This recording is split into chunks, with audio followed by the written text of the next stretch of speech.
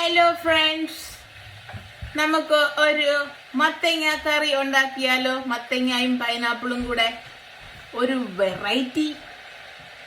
വരൂ കാണാം.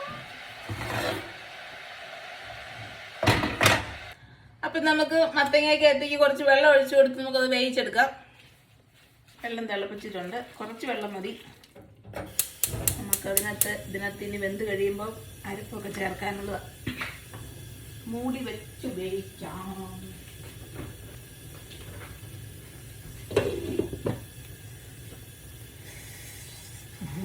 കടുക്കത്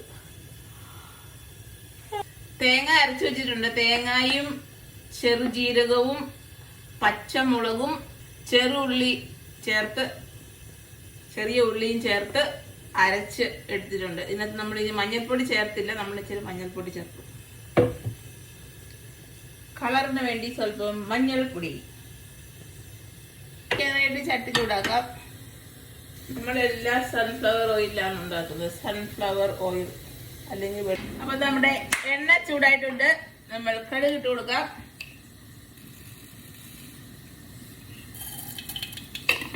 കിട പൊട്ടുന്നുണ്ട്. അതിലേക്ക് നമ്മൾ ഉലുവ ഇട്ട് കൊടുക്കാം. ഉലുവ. അതിലേക്ക് നമ്മൾ ഉള്ളി ഇട്ട് കൊടുക്കാം.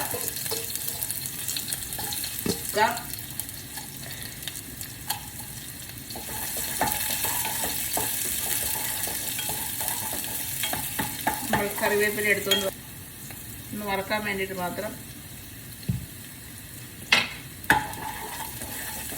ഇത്തിരി കറിവേപ്പില ഇട്ട് കൊടുക്കാം. അപ്പോൾ നമ്മുടെ മത്തൻ വെന്തിട്ടുണ്ട്. മത്തനും പൈനാപ്പിളും നമ്മൾ അതിലേക്ക് അരച്ച് വെച്ചിരിക്കുന്ന മസാല ചേർത്ത് കൊടുക്കാം.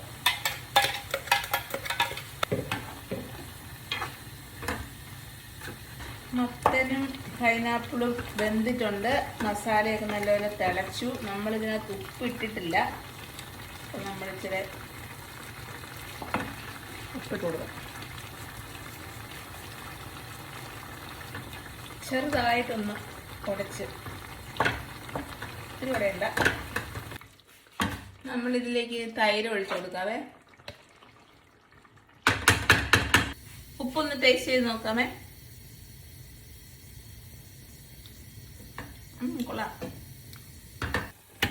കടുക് റെഡി ആയിട്ടുണ്ട്. നമുക്കത് ഇതിലേക്ക് ചേർത്ത് കൊടുക്കാം.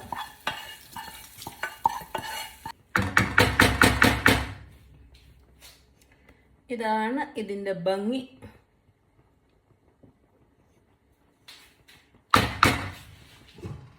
നമ്മൾ 2 മിനിറ്റ് മൂടി വെച്ചിട്ട് മിക്സ് ചെയ്യാം. അപ്പം നമുക്കിത് ഇളക്കി കൊടുക്കാം.